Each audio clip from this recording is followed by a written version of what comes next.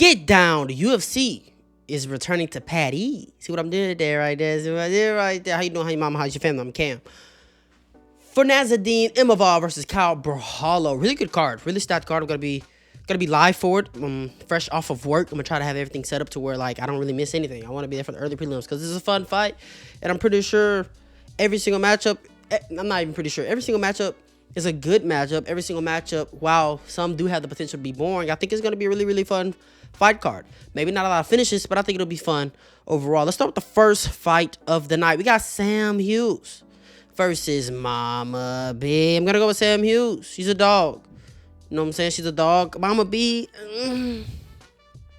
pretty sure she almost got finished here before she put the armbar of her ass. Sam Hughes is a really, really tough girl. Closes distance. Now, Mama B likes to karate and be at range, but Sam Hughes has no problem closing the distance. She doesn't fade.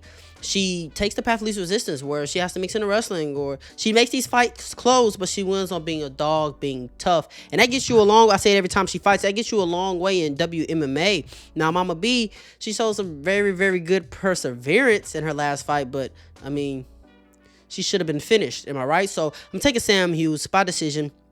I don't think Sam Hughes is a finisher because she doesn't really have that much of a finishing upside, but she's a dog. She does get nasty. And I think Mama B is going to be out at range while Sam Hughes is kind of walking her down, putting the pressure on her, and outworking her. Moving on, we got Andreas Gustafsson versus Renat Fakhretdinov. Now, this is tough for me because Andreas Gustafsson reminds me a lot of Carlos Leal in a way where, yeah, he can come and he can impose his will and hands down and just be more of a man, more of a brute than you. But at the end of the day, he's still there to be caught. And a guy like Renat, he is the type of guy who can catch you. Not a ridiculous amount of power, but he's good. He's good everywhere. His biggest flaw is that he slows down over fights. But even when slowing down, he doesn't quit. He doesn't hang it up. He keeps fighting. He keeps working. And it's hard for me to just pick Andreas Gustafsson, but I know he's going to be tough. I know he's going to be really, really tough. And I know he's going to fight the style where Renat's going to be on the back foot. And Renat might win that first round, but by the second round, he has nothing left to give. Third round, he has nothing left to give. And it's tough. Betting-wise, I'll stay away from it. But I am going to have to pick Andreas Gustafsson. Because, like I said, he reminded me a lot of Carlos Leal. Carlos Leal was on PEDs probably against Renat Fakhretdinov. But he reminds me a lot of Carlos Leal, but I think he's a little better than Carlos Leal. I think he's a little bit better, a little bit more aggressive, a little bit more imposing than Carlos Leal. And they both suck defensively, and Renat didn't make Carlos pay for that. So I think Andreas Gustafsson is going to get this win. I'm going to go by decision. I don't think he's going to get him out of there. Maybe gets him out of there late. But I think it's going to be Renat looking dog tired, but just hanging in there while Andreas is just tired in his own right, but just going and going and going and going and going. Should be a fun fight. Moving on, we got Brad Tavares versus Robert. Yeah, that guy. And I think I want to pick that guy. I think this fight is going to play out majorly on the feet. And I think Robert's the better boxer and the faster boxer, while Brad does have nice leg kicks and good leg kick defense. And he is the king of takedown defense, right? Which there's chinks in the armor as of late. But I think Robert's going to be the faster boxer. And I want to say he has more power. You know what I'm saying? Neither guy is really, really young. I can see this fight being very, very competitive. I think a plus 3.5 on either side is the way to go because I don't think anyone gets finished, and I think it's going to be a competitive fight, maybe even a split decision. Plus 200 seems wide. Minus 250 seems wide. But I'm going to pick Robert because I think he's going to be maybe not more Brad is very patient, and he's okay with being on the back foot. I think Robert can be in the center. You know what I'm saying? I think they're going to trade. I think Robert's going to be faster. I think he's going to land more, while Brad is going to be landing in his own right. But I think it's going to be a lot of boxing exchanges in this fight, and I favor Robert in the boxing. Moving on, we got Sam Patterson versus Trey Waters. This is a tough one. Sam Patterson, we've seen ever since he went up to welterweight, this is where he needs to be, right?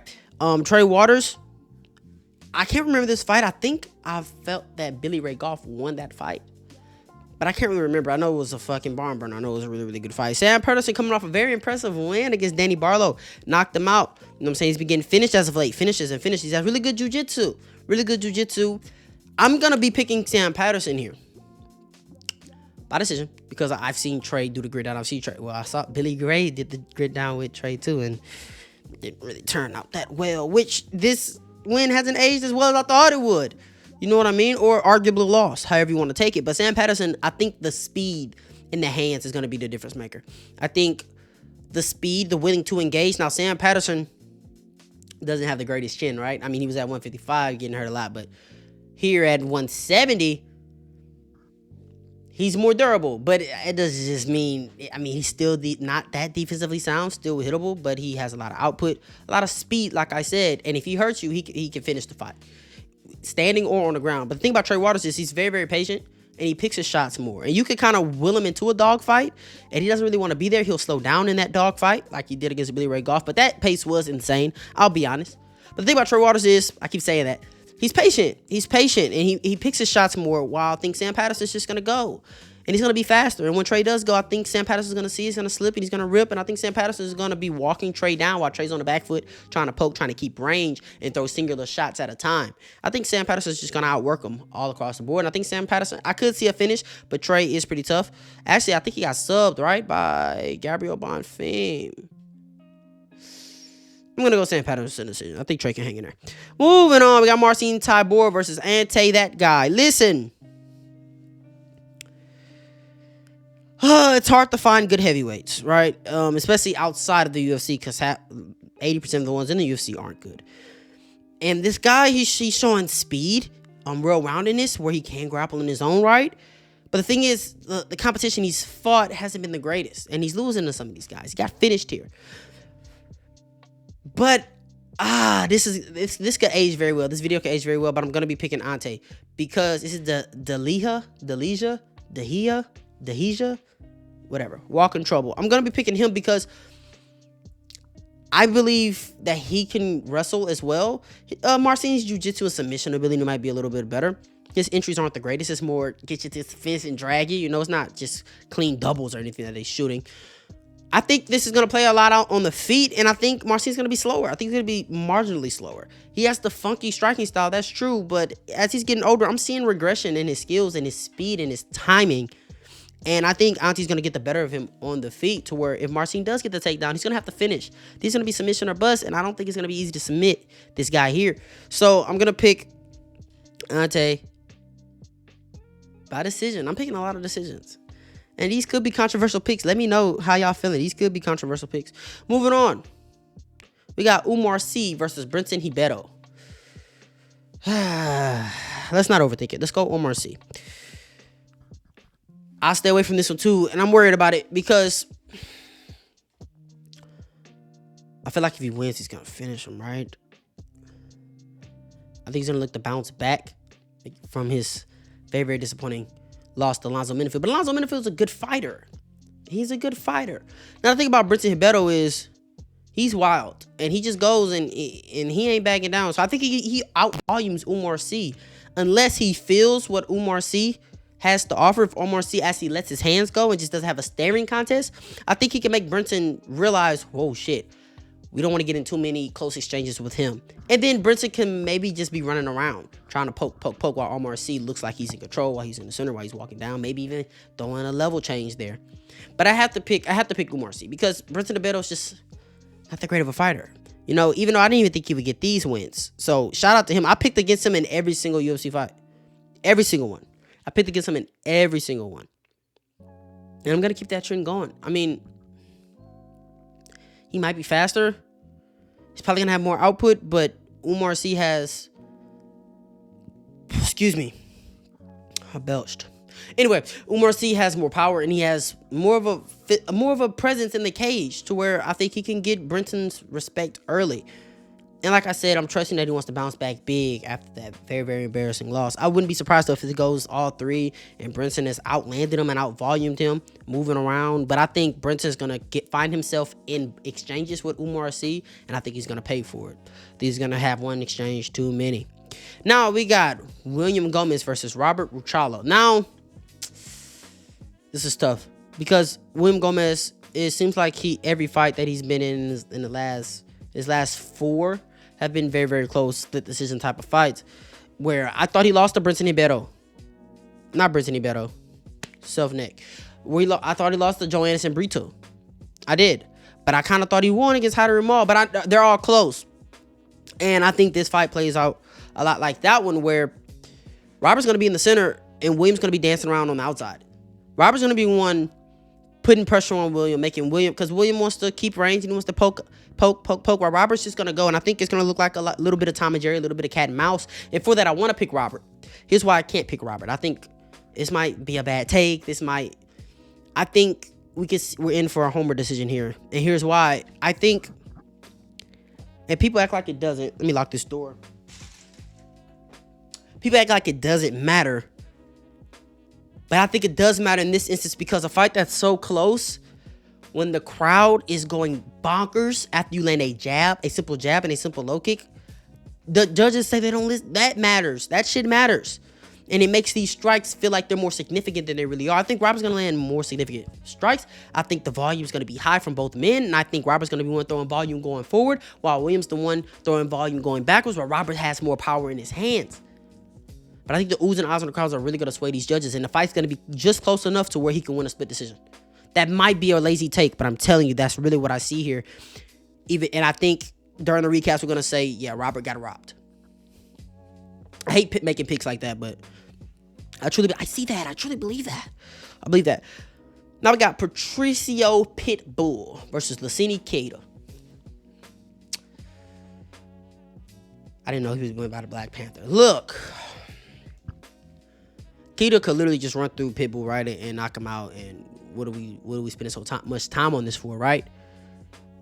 But I'm picking Pitbull. I'm picking Pitbull by decision because people. This is. I don't want to say this is a good stylistic matchup. I don't even want to say this is the best stylistic matchup. Keita is gonna fight a style of fight that Pitbull likes and does better against, right? Keita, big, explosive, right? But he's not the type of guy where he's just going to go broke and balls to the wall from the get-go. He's a guy that is patient, but when he decides to go, he's going, right? And he's full torque, and he's full range of motion, right? And he's planted, and he's just winging, and he kind of overextends, right? He's looping a lot, while Patricio Pitbull, he would love to back up, be patient, be boring. I'm not even going to do air quotes. The nigga's boring, right? Be patient, back up, have the high guard, and land counter right hands down the middle, or draw his opponent into him, use that aggression against him, and land takedowns. And Keita, I haven't seen him wrestle enough to where I don't know if Pitbull takes him down. I don't know if he gets up. And this could turn into, it's close on the feet. Keita kind of landed a nice shot. Pitbull landed a little bit of his own. One takedown per round, and the round's over. And that's kind of what I see. I think Pitbull's going to not feel comfortable because there is a lot of heat coming his way. But he's going to use his patience. He's going to use his savviness. And I think he's going to use his straight shots to counter Keita, see Keita's shots coming, and then level change. And it's just we're gonna have to see how he deals with that, if he can get up, if he can defend the shots, because Pitbull does have a really good shot. And that's why I'm picking Patricio Pitbull. Now, Reese McKee versus Axel Sola. I'm gonna be picking Reese McKee, and the reason I'm gonna be picking Reese McKee,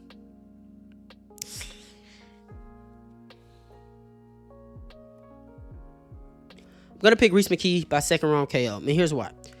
First of all, we found out Reese McKee is just he's a victim of bad matchmaking, right? We've seen that. We learned that from his last. I didn't know he was a dog here. I'm picking Reese McKee because, one, Axel is coming up short notice. Two, Axel's a 55er, and I think that's big. The short notice plus the 55er. Now he is 5'11" for the weight class, and I don't think his arms are that short. But Reese McKee is really a dog, and he really gets nasty in there. Very hittable. You know, he might not be the faster one in there on Saturday because that guy, like I said, Axel is coming up for 155. But Reese is a dog. He's super long, and he has volume. Really, really good volume. And he does have power in the hands. And he does have submissions. It's just a big finishing threat with a bunch of, not maybe preparation for Axel, but big preparation for the card as well. Now, Axel, I'll say he's pretty well-rounded. But he really wants to grapple. He really wants to wrestle. I think it's going to be hard to secure takedowns on Reese McKee. And if he goes in on the wrestling hard, I think he fades. So I think Reese McKee, maybe it gets a little hairy with the takedowns in the first round, but he makes Axel work in the second round, comes up, finishes him, knocks him out in the second. Balaji Oki versus Mason Jones. This is tough. This was really tough. And I'm going to tell you why. Timmy Kwame is a good fighter, by the way. Hey, he was a good fighter. People, very, very underrated. I want to pick Mason Jones because I think he has the skills to win. I think he has more skills and he's better at those skills offensively. It's just defensively, he gives his opponents chances. And it's almost like he just wants to have the fun fight instead of just win the fight, you know? But then you'll see, like against Jeremy Stevens, he'll just lock in real quick. Okay, let me secure this takedown, secure this round, and get up out of here. You see what I'm saying? And I think if he fights a smart fight, a good fight, I don't think neither guy really has the greatest defense.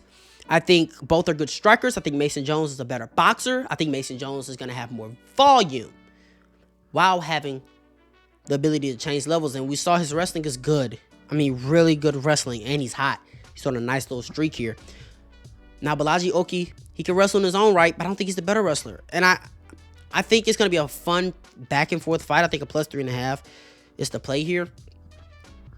Maybe even an over, because while both guys can be a bit chaotic and have fun in there, they're both tough and they can hang in there, right? Whatever the over is, just the over 1.5, I would hammer it over. But I am going to be picking Mason Jones because I think the wrestling's going to make the difference. And the volume, I think he's going to have more volume. And I say that, but Balaji Oki showed that he can raise his volume depending on the opponent that he has. He has good game planning. This is a tough one to pick. This might be the hardest one for me personally to pick. Oh, it's a hard one to pick, man. This is a hard one. I mean, Jeremy Stevens, that was a close fight. But it's because I think Mason Jones just wanted to have fun. You don't want to just go out there with Balaji Oki and just have fun. You need to beat Balaji Oki. I'm going to keep with Mason Jones. My gut's saying Mason Jones. I think he's going to have more volume. And I think he's going to be able to mix in the level changes. I think it's going to be a very, very fun fight. A very close fight. I have to pick Mason Jones. I picked just about all decisions, haven't I? You know, that shit ain't go.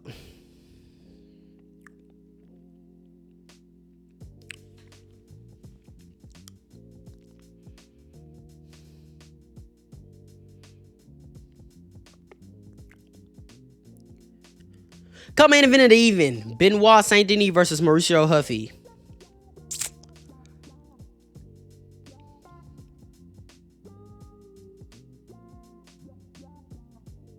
I think Huffy KOs him under 1.5. I don't know if round 1 or round 2, but under 1.5. That's my official pick. Huffy does a great job coming out, right? A lot of people compare him to Conor McGregor, and that's true. But my favorite thing is not just the karate and the... I love the fact that he comes out immediately, throws something, and puts you on guard to where, like, it's so unpredictable and it's so uncomfortable to where it kind of... his opponent is really just... oh my God, okay, what's coming next? Whoa, what's coming next? And now he's hesitant. And now Huffy's then already took the center. He didn't already gauged his distance with the first strike he's thrown, whether it was a spinning kick, whether it was just a simple teep, whether it was just whatever it was, he didn't already, okay, he's right there. He's that intelligent and he's so accurate to where BSD could offer some problem in the grappling, right? That's obviously how people think. If you're picking BSD, that's obviously how you think he wins. The thing is, his entries are bad. Really, really bad entries. Right? When he actually gets his hands on you, okay, it gets interesting. But the way he closes distance with his hands low, and he's not fast. He's not a fast guy. Like for 155, he's not a fast guy at all. You understand what I'm saying? The way he's closed his distance, every time he attempts to close distance, he's gonna pay. He's gonna pay a very, very hefty price. But I think Huffy's gonna poke at him at range, and really frustrate him. Poke at him at range, teeps, poke at him at range, because he's not a very high volume. One shot. He's not very high volume, but I think BSD is going to try to close that distance, and it's going to get really, really fucking bad, right? It's going to get really, really bad. Now, obviously, we don't know until we know, right? It was Gene Silva against Bryce Mitchell. We don't know until we know. We found out. This isn't Gene Silva. There are a lot of fighting nerds in that gym that people don't know about and don't talk about because they're their own person. No matter what gym you fight at, you're your own person, right? But we're going to find out when we find out, and I'm just like you guys. We're going to find out. But I think if you believe Huffy wins, I think you play Huffy inside the distance. I think you play Huffy inside the distance. I do. Now, main event. Some of you might not know, Nasruddin Imavov is my favorite middleweight in the world, right? He's one of my favorite fighters in the world. Nasruddin Imavov, I think he's the best boxer in the middleweight division. I think he's nasty. I think he has some of the most power in that division. Thinking about it right now. Yeah, I do. Nasty in the pocket. He's gaining more and more confidence every fight. He's probably at an all-time high confidence-wise. Just flatlined, is he? crazy instincts, crazy hand speed, will slip your shot to go 1-2. And I think the difference in this fight is going to be the boxing. I think it's going to be the boxing. Kyle Borralho wants to be at range, and he'll take his chances trading once you can't really. Nasruddin Imavov is not the type of guy you want to take chances and trade with. You're going to lose those. You're going to lose eventually. You're going to lose. It's a different type of power. It's a different type of instincts. It's a different type of defense. It's a different type of head movements. Slight head movement to counter with too. And it's always punches and bunches. And they're all powerful. He's beautiful in the pocket. He's way better in the pocket than he is at range, right? While Kyle Borralho, I think he's way better at range than he is in the pocket. But as we've seen, he's not a dumb guy. He's a smart guy. He found out he was much faster than Jared Cannonier. Okay, I'll take my chance with Jared Cannonier, right? He's on the feet with Paul Craig. Paul Craig ain't got shit for me. This is my time to put myself on the map. And he did that. Much respect. You can't do that with Nasruddin Imavov. And I think this fight can play out like a cat and mouse. Cat and mouse, where Kyle Borralho's trying to keep range, and Nasruddin Imavov is kind of chasing him, kind of walking him down, just looking, touching him here. And I think that's going to be a bad night for Kyle Borralho. A lot of people are talking about the wrestling, and they always go to Brendan Allen took Nasruddin Imavov down in the first round and controlled him. True. And then in rounds 2 and 3, Brendan Allen shot about 6 more takedowns, got them all stuffed, and then majority of them got reversed and got put on his back while Nasruddin Imavov was controlling him from top. Right? So Nasruddin Imavov is the type of guy, he picks up on your reads very, very, very, very quickly. He picks up on your timing. He picks up on your level changes. He picks up on all of that. And then he just trusts himself. Right? As we're seeing him fight more and more, he's getting more of the killer instinct. He's looking more for the finish. He's starting to trust himself. He's relying on his hands. He's relying on his head movement. And I think he's just becoming a better and better fighter as we see. And I think he's truly entering his prime. And all I needed was DDP to retain his belt. And then I'm telling you, Nasruddin Imavov is gonna be the champion. I made a video. Nasruddin Imavov is gonna be the middleweight champion. I retract that statement. He's not beating Hamzat, and a lot of he wasn't beating DDP either, bro. I think that's a fight we're gonna get eventually. So let me know where you stand, and when that fight comes, I'll remember you. But I think Imavov is a fucking dog, right? And I think about this big fucking cranium. I don't think you're gonna be able to knock him out. Jared Cannonier did. Hey, people forgive me. Jared Cannonier was catching Kyle Borralho at times. This is 5 rounds. But I really think Kyle Borralho is gonna I think Nasruddin Imavov is gonna get that respect early. And Kyle Borralho is gonna keep range to try to win this fight at range. And he's good at range, even though his arms are gonna be shorter. And he's not as fast with his hands. He's good at range. He is good at range. Karate style, he is good at range. But I think people put too much into the wrestling of Kyle Borralho and the grappling. Nasruddin Imavov is a motherfucker on the ground as well. So I'm picking Nasruddin Imavov, and I'm not really putting too much thought in it. And I think plus 110 is a great line, and I think you should play it. Well, I'm not going to tell you what to do with your money, but I think it's a great play. How about that? Like, comment, subscribe, share this to somebody I know that enjoys like you did. You ain't got to go home, but you got to get up out of here, man. Yeet.